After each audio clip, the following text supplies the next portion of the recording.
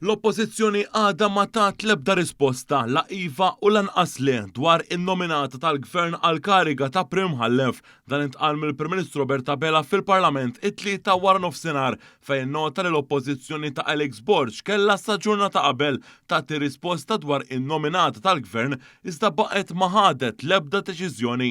Fil-Parlament Dr. Bela qal li hu kien lest biex isir dibattitu dwar in-nominat tal-Gvern għal kariga ta' Prim Ħallef, iżda dan ma setax isir minħabba li l-oppożizzjoni qatt m'għandix pożizzjoni. Il-Prim Ministru kien qed jitkellem wara rapporti fil-medja dwar ittra li bat l-imħallef Lorenz Mintoff li kien nominat mill-oppożizzjoni u ġiet ippubblikata fil-medja aktar qabel.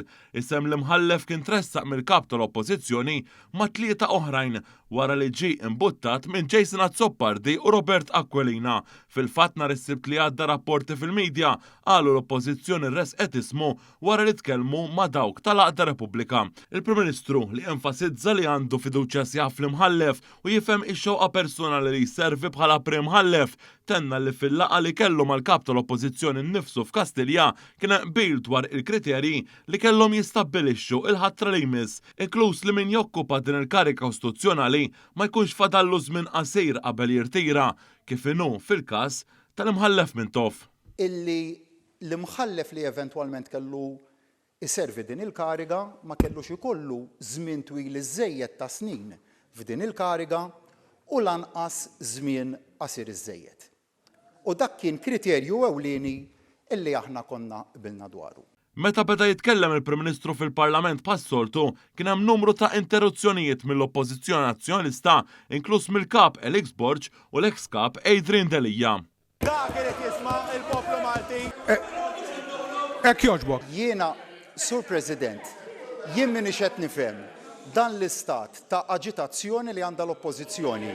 Jiena talabni, ippermettuli, talabni kjarezza u x'kien qont bil-wifqa biex nispjega waqqafni. L-aġir tal-oppożizzjoni wassal biex l-Speaker kellu jissospendi s-seduta għal xi ħin. Sattant il-Partit Laburista innota li l-kap tal-oppożizzjoni irid ikompli jilgħab b'mod partiġjan fl-isfond ta' messaġġ li Alex Borg wassal fuq l-istazzjon tiegħu wara rapporti tal-ittra tal-imħallef Mintoff lill-Kabinett. Il-Partit Laburista irrimarka li l-kap nazzjonalista għamel 4 minuti jitkellem iżda ħaġa waħda sempliċi ma qalx, reazzjoni tiegħu għat-tieni isem propost mill-Gvern għal kariga ta' Prim Ħallef. It-tieni isem li ressa il-Gvern poġġa fuq il-mejda d-diskussjoni l-erba' li għadda u sanettant l-oppożizzjoni baqgħet ma qalet xejn anke kellha tagħti tweġiba f'laqgħa tnejn. Sanettant il-Partit Laburista temm jgħid li Alex Borg irid ikompli jilgħab il-logħba tal-estremisti u l-poplu se jkompli jiġġudikah. Rapporti oħrajn fil-medja matul il-jum tennew li l-Prim Mħallef attwali Market Kuti